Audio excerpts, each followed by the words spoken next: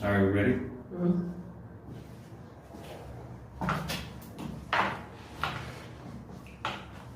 My name is Jandir. I'm 35 years old, and this is my story of how I got deported.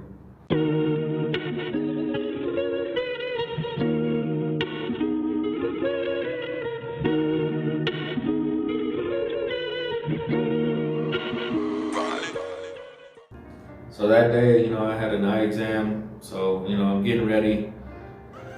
My wife and my oldest go to warm up the car, they go to warm up the car, they're sitting there in the garage, I'm getting ready, so, when I get done, I tell my other kids, like, I'll be back, I'm going to go to my appointment, and I walk out the door, lock the door, and then, I'm heading downstairs. When I get to the bottom of the stairs, I see a guy approaching me. I see he's dressed as a civilian. I'm walking towards the back of my building because that's where my garage is located. And I hear him, just walking behind me, like, kind of quick. I can hear him, his footsteps behind me. And I'm like, well, he might live here or whatever. He might be new. I've never seen him before. So I walk, in between two cars, and I'm getting ready to turn right, and like, another guy, yells out my name. He yells out my name, and I turn around, and I'm like, I look at him. I don't know this guy from a grain of salt. I don't know him. So,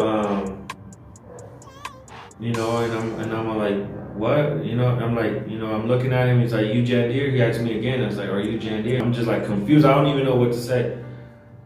So he's like, put your hands up. He pulls out his taser and he says, like, put your hands up or I'm gonna tase the shit out of you. He's like, put your hands up. And I'm like, yeah, I'm thinking, we're behind a couple payments on a car. So I'm thinking like they're coming, he's the repo guy. He's coming to get the car, But no, he tells me to put my hands, and I'm like, okay, all this for a car, you know what I'm saying? I put my hands up. I don't want to get tased over no car. So,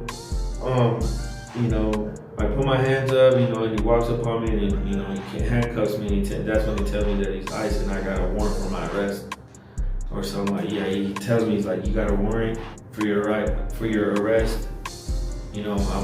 I'm with ICE or whatever, and I'm like, what? So, I see the other officer, the one that was following behind me at first. They handcuff me and they tell me, like, yeah. He asked me if I had any guns on me. For what reason, I have no idea why he asked me if I had a gun on me. And I asked him, like, well, why would I have a gun on me? Like, what are you talking about? And he's like, oh, you're known to have guns, this, and that. And I was like, it's crazy for somebody to act like they know me and tell me that I'm known to have guns or whatever. So, he handcuffs me and I tell him, like, just give my wife all my belongings. I take off my necklace, I give her my cell phone, all the money and stuff like that. Like, I give it to her. She's inside the car. She doesn't know that this is happening because, like, I'm literally, like, outside the garage, right next to the garage, up against another car outside. And, they walk up to her and they tell her, like, they knock on the window, give her all my stuff. They take me back to the front of the building. They they put me in the back of this, like, SUV, and my wife's sitting there asking. All I remember is when they put me in the back of that car, like, I just looked out the side of the back window and my wife just crying on the phone. I knew she was like either calling my mom or my dad or something like that. She was on the phone with my dad. And, just devastated, just with tears in her eyes, crying, like, just, I couldn't do anything. Like, I wish that I could just, like, break out of the handcuffs and run, but there was nothing I could do. I spent 2 weeks inside that facility before they finally deported me on March 17th. I had made all my plans to land in Juarez because my dad has a couple people that he knows in Juarez, a couple friends. So I sent a bag with my clothes, my phone, you know, stuff, my passport, stuff like that, you know. I sent that to my dad's friend in Juarez. But unfortunately, the destination was Tijuana. When I got to Tijuana, I was able to contact my dad. He contacted some friends that picked me up from wherever they dropped me off at. I meet up with my dad's friends. They take me to the hotel that's near the airport in Tijuana.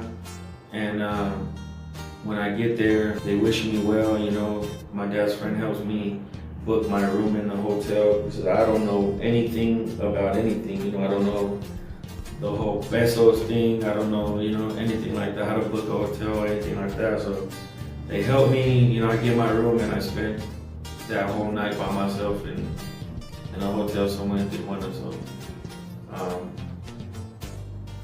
it was just, it was hard for me because I was by myself. I was away from my family. I was in another country, just kind of devastated, you know. I was able to call my wife and my dad from, you know, keeping contact with them from the hotel. And I called my dad. I was talking to my dad, you know, while I was in there before I went to bed, and he wanted me to go to Juarez. You know, he just wanted me to go to Juarez. I go to Juarez, just fly to Juarez, don't go nowhere else. Just go there and wait, and I'll call you when I get there. And I was just like, Dad, I'm not doing that. I'm just not, you know, I don't want to do that. That's not me. Because I knew there could have been, I knew that there was a chance for me to come back legally. You know, so I just told my dad, like, no, I'm not, I can't go to Juarez. I don't want to. And he just like broke down and started crying and told me, like, you know, I'm never gonna see you again.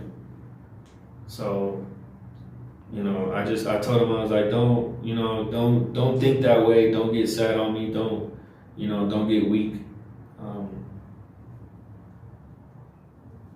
And I just told him that I loved him.